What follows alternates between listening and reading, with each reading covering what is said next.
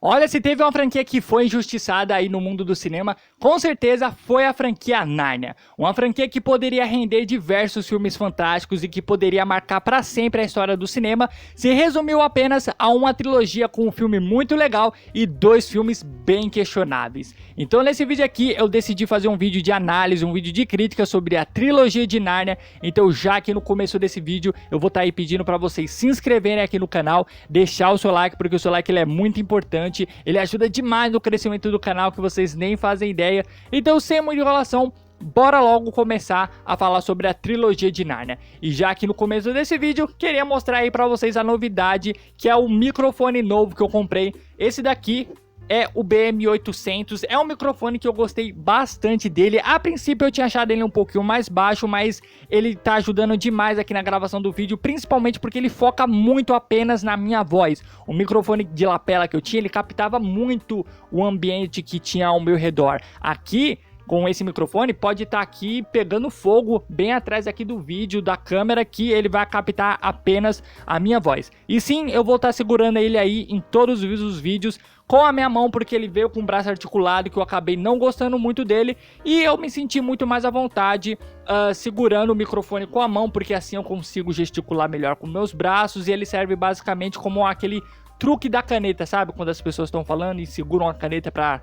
se sentir mais à vontade, é basicamente a mesma coisa eu segurando aí o microfone. Então, sem muita enrolação, bora logo aí falar sobre os filmes da franquia de Nárnia, que pra quem não sabe, a franquia de Nárnia, os filmes no caso, eles foram baseados em livros escritos pelo C.S. Lewis e lançados nos anos 50. E os filmes eles ganharam muita popularidade, principalmente por fazer uma série de analogias e menções a histórias bíblicas. Inclusive, o C.S. Lewis, ele foi um cara que chegou até mesmo a conhecer Tolkien, que no caso foi o cara que escreveu os livros do Senhor dos Anéis, e ele se inspirou muito nesse mundo aí do Senhor dos Anéis para escrever os livros de Nárnia. Mas o primeiro filme de Nárnia em grande produção que chegou aí para todo mundo foi um filme distribuído pela Disney e lançado em 2005, que foi o filme As Crônicas de Nárnia, O Leão, a Feiticeira e o Guarda-Roupa.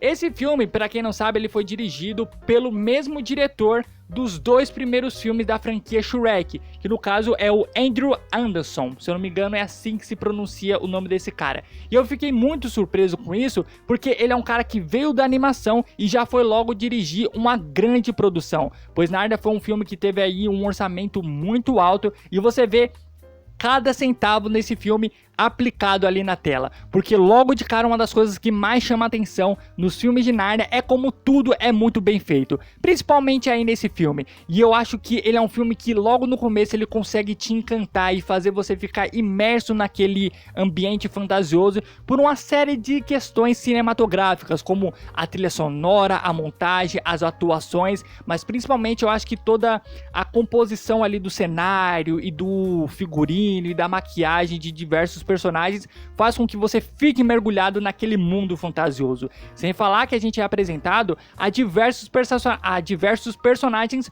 super cativantes. Logo começando aí com o quarteto protagonista aí dessa franquia, que no caso é o Pedro, a Lúcia, a Susana e o Edmundo. E nesse primeiro filme, obviamente, a gente tem um destaque aí muito maior para a personagem da Lúcia, que é a criancinha mais nova. E sempre quando tem uma criança num filme, eu falo, cara, se você vai colocar uma criança como um dos personagens principais, essa criança ela precisa dar muito certo, porque senão ela pode estragar o filme de uma forma inimensurável.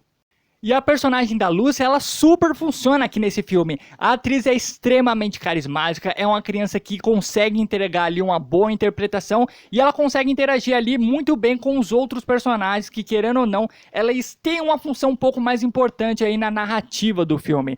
Eu gostei bastante aí, principalmente do vilão, que no caso a vilã incrível desse filme, que foi interpretada aí pela Tilda Swinton. Cara, na moral, eu lembro que quando eu assisti esses filmes, quando eu era criança, eu era apaixonado pela feiticeira, porque além de ela ter uma imponência muito grande, ela é uma vilã que tem presença, que ela realmente apresenta todo o senso de ameaça, ela é uma vilã sensacional, e sem falar que o visual da feiticeira, cara, é sensacional, tanto quando ela tá com aquele visual mais majestoso e um pouquinho mais formal, utilizando aqueles longos vestidos, até mesmo quando ela vai para cenas de batalha, onde ela utiliza ali uma armadura, cara, a feiticeira, desde o visual dela até a interpretação da Tilda Swinton é sensacional. Sem falar aí que os outros protagonistas aí da franquia, eles mandam muito bem, mas eu acredito que eles fazem um trabalho muito funcional, não tem muito o que se destacar na questão interpretativa do quarteto protagonista, como eu disse, tirando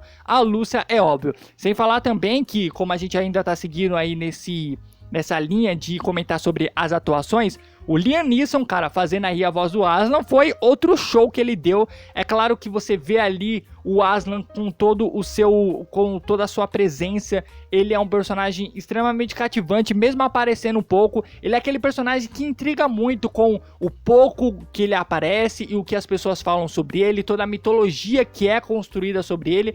E o filme, ele tem esse senso de montagem, de ritmo muito bom, porque você vê que ao longo do filme inteiro, eles sempre vão comentando sobre Aslan, colocam uma música um pouco mais épica no fundo, e quando ele aparece pela primeira vez, aquele leão imponente feito com uma computação gráfica sensacional, realmente te impacta bastante. E quando acontece algumas situações com ele ao longo desse primeiro filme, realmente é de cortar o coração. Mas eu acho que Narnia, ele é um filme que encanta, principalmente esse primeiro, como eu já disse, ele tem esse aspecto fantasioso muito imersivo. Eu achei muito interessante que Narnia é um filme onde você vê que não tem muitos cenários construídos com computação gráfica. Você vê que todos os cenários ali onde se passa as cenas em Narnia, você vê que são cenários que poderia realmente existir aí no nosso mundo real. E isso é uma ideia que talvez eles podem ter trazido muito dos filmes do Senhor dos Anéis, porque você vê que muitos dos filmes aí do Senhor dos Anéis, eles gravaram em locações reais, e você acredita que mesmo assim aquelas locações reais, elas são um mundo fantasioso. Novamente, você acredita nisso por toda uma construção que é feita ali através da trilha sonora, da montagem, da atuação e dos personagens que estão inseridos naquelas cenas. E inclusive o filme de Narnia, o primeiro, ele foi indicado a diversas premiações importantes aí do cinema, inclusive ganhando alguma delas. Ele foi indicado em melhor maquiagem, melhor figurino, melhor efeitos visuais, e a maquiagem desse filme inclusive chegou até mesmo ganhar um Oscar. Mas eu acho que um aspecto do filme que poderia ter sido muito mais premiada era a trilha sonora. Cara, eu acho a trilha sonora de Narnia fantástica. A trilha sonora feita pelo Harry Gregson Williams é fantástica. Inclusive, eu já até fiz um vídeo aqui no canal onde eu comentei sobre as melhores trilhas sonoras já feitas na história do cinema, na minha opinião. E eu coloquei a trilha sonora de Narnia feita pelo Harry Gregson Williams nessa lista, porque eu acho que ele consegue misturar muito bem ali aquele clima mais épico e aquele ambiente, e criar uma trilha sonora mais minimalista para trazer um tom mais sutil de um mundo fantasioso. Então ele consegue brincar aí com diversas vertentes aí desse universo fantástico. Então, no final das contas, esse primeiro filme de Narnia, ele foi um sucesso muito grande aí de crítica, de bilheteria, e quando a gente vai pro segundo filme, as coisas elas não se mantêm a mesma. Principalmente por conta aí de um problema que a produtora que continha os direitos de fazer os filmes da franquia Narnia teve aí com a Disney, mas é algo que eu vou comentar mais pro terceiro filme. E quando a gente fala aí sobre o segundo filme, que é As Crônicas de Nárnia, Príncipe Caspian, foi um filme lançado em 2008, e ele é um filme que eu confesso pra vocês que ele me traz uma mescla muito grande de sentimentos. É uma mistura de uma mistura de surpresa, com decepção, com um pouquinho de angústia, porque esse segundo filme, ele traz uma história e ele traz uma reviravolta muito grande que eu particularmente não estava esperando. Como eu não cheguei a ler os livros aí de Nárnia, quando eu fui ver esse segundo filme, obviamente, assim como os filmes do Harry Potter, quando a gente assiste o primeiro e você vai pro segundo, você quer ver novamente Hogwarts, ver os professores, ver eles participando das aulas e tudo mais. E quando eu fui pra esse segundo filme de Nárnia, o que eu queria ver novamente era isso, ver aquele mundo fantasioso com aquelas criaturas fantásticas, eles interagindo ali com todos os animais e tudo mais. E quando você vê tudo o que aconteceu nesse segundo filme, com as invasões aí dos Telmarino, cara, é de cortar o coração, mas ao mesmo tempo é muito interessante, porque é uma perspectiva diferente, é uma reviravolta muito grande, é uma movimentação interessante aí pra história, pois às vezes a gente fica muito acomodado ali apenas com algum tipo de história, a gente realmente precisa ter uma balançada aí para ver vertentes diferentes de determinados mundos. E eu achei interessante porque, assim, a mitologia e a história que eles trouxeram para esse segundo filme é muito legal, só que eu acho que em diversos aspectos ela é mal executada. Para quem não sabe, o segundo filme conta a história aí de que quando os quatro grandes reis, que no caso foi interpretado aí pelos quatro protagonistas, eles passaram um ano fora de Nárnia, e isso se passaram lá no mundo de Nárnia mais de 1000 anos, ou centenas de anos, porque o tempo em Nárnia passa diferente aqui do tempo na nossa vida real, e os Telmarinos, eles acabaram invadindo Nárnia, mataram um monte de gente e tudo mais, e quando o Pedro, a Susana, o Edmundo e a Lúcia voltam para o mundo de Nárnia, eles veem aquele mundo praticamente devastado, onde os narnianos eles estão praticamente extintos. E quando você vê aquele impacto logo de cara, realmente é de chocar. Mas isso é muito bom porque permite que os personagens eles ajam de formas diferentes e consequentemente eles acabem evoluindo. Como por exemplo, eu adorei o personagem do Pedro nesse segundo filme. Todo aquele senso de vingança e de impulsividade que ele tem nesse segundo filme eu adorei. E toda a rivalidade que ele tem aí com o Caspian é sensacional.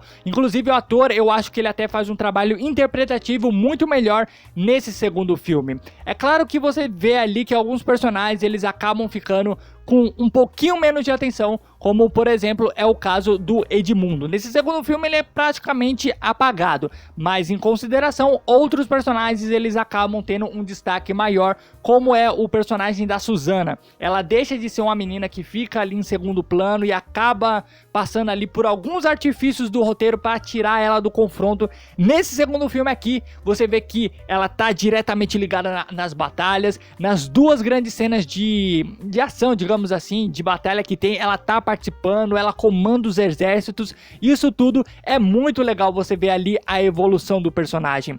E a Lúcia também é uma menina que nesse segundo filme, por mais que ela continue sendo a mais nova e uma criança, é uma personagem que você já vê que ela se porta de uma forma muito mais diferente. Agora ela não é mais apenas a criancinha que descobriu o mundo de Nárnia, agora ela é uma pessoa mais sensata, que participa das reuniões, que dá conselhos e tudo mais, e muitas das vezes ela é até a pessoa mais racional entre todos aqueles adultos. Só que eles acabam adicionando aí, obviamente, um personagem muito grande nesse segundo filme, que é o Príncipe Caspian, que eu vou confessar pra vocês que eu não gosto muito dele. Eu acho que o ator que vive o Príncipe Caspian, eu acho ele um pouquinho antipático, eu não gosto muito dos filmes que ele faz, porém, ele fez um trabalho ok, levando em consideração o material que foi entregue pra ele. Ele é um personagem funcional, mas eu acho que ele me incomoda um pouco, eu não sei explicar exatamente o que eu tenho com esse personagem específico. Mas como eu disse, uma das coisas mais interessantes que eu vejo é todo o confronto ali que ele tem com Pedro, no sentido de o Pedro é o grande rei, ele tá ali muito mais emotivo, impulsivo nesse segundo filme, e o personagem do Príncipe Caspian é um cara que quer ir pra cima, ele quer ajudar os narnianos, ele se sente muito aí traído pelo seu tio, então ver ali a ideia desses dois personagens entrando em conflito o tempo todo é muito legal, e da forma que o personagem é inserido é muito interessante, pois você vê que ele respeita muito ali os grandes reis, mas ele em momento nenhum se deixa ficar muito ali à sombra dos quatro grandes reis. Mas é como eu disse, né, quando a gente vai pro segundo filme a gente quer ver algumas coisas que funcionaram muito no primeiro filme, E como isso não é entregue pra gente nesse segundo filme, eu particularmente acabei me decepcionando. Mas algo que com certeza não me decepcionou nesse segundo filme foi o vilão, que no caso é o Miraz. Eu não lembro exatamente o nome do vilão, mas ele foi interpretado pelo ator Sérgio... Ai, calma aí, que agora eu perdi o nome dele, eu tinha anotado aqui. É o Sérgio Castellitto. E no caso, ele é um ator italiano que ele faz um trabalho sensacional. Eu adorei o trabalho dele como vilão nesse filme, desde o visual dele até a interpretação. Ou seja, você vê que eles mantêm uma linha ali de qualidade, levando em considerações os vilões aí dessa franquia. Ele é um personagem extremamente imponente, ele é um pouquinho impossível, ele é um personagem assim ao mesmo tempo mesquinho, ele é um personagem que você... sabe, realmente não gosta e você sabe que ele pode incomodar bastante. Ele é aquele clássico personagem vilão que você quer ver ele logo sendo derrotado. Só não gosto muito aí do desfecho que eles deram pra ele. Eu acho que ele poderia ter ali um desfecho muito mais impactante, mas fazer o quê?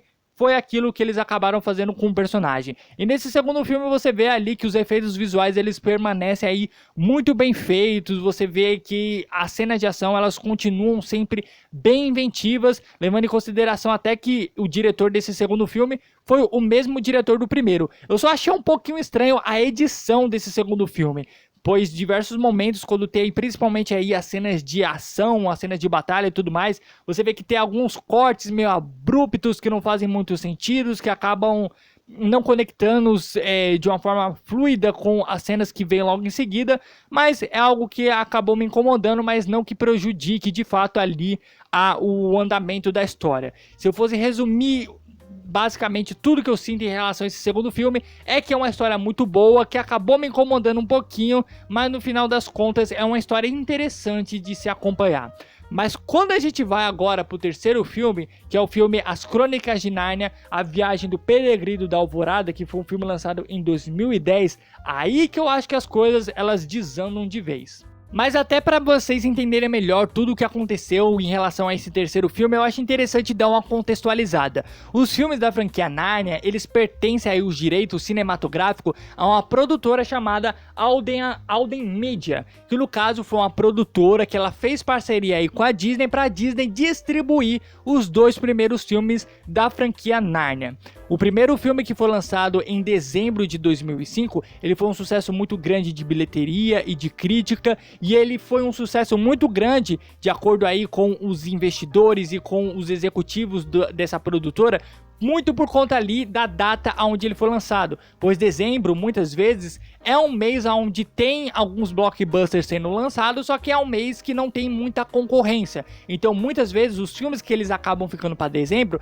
ou eles têm a chance aí de bombar de vez ou fracassar de vez. O que aconteceu com o primeiro filme de Nárnia é que fez um dinheiro muito grande. E quando ele foi pro segundo filme, a Disney ela viu que Nárnia era um filme que tinha um potencial muito grande. Então eles acreditavam que esse segundo filme poderiam dar mais dinheiro e eles arriscaram colocar o filme em uma data um pouquinho mais arriscada, pois eles decidiram tirar o filme de dezembro e colocar ele ali no famoso verão americano, que é um período que dura mais ou menos entre o finalzinho de março até o meio ali de julho, que é um período onde lá nos Estados Unidos as pessoas estão tudo de férias, é um período de sol, onde as pessoas vão ir ao cinema, e é o período onde os grandes blockbusters eles são lançados. Você pode observar que Velozes e Furiosos, os filmes dos Vingadores, diversos outros blockbusters, eles sempre são lançados aí mais ou menos nesse período, e eles acabaram colocando Nárnia nesse período. E eu não sei se você lembra,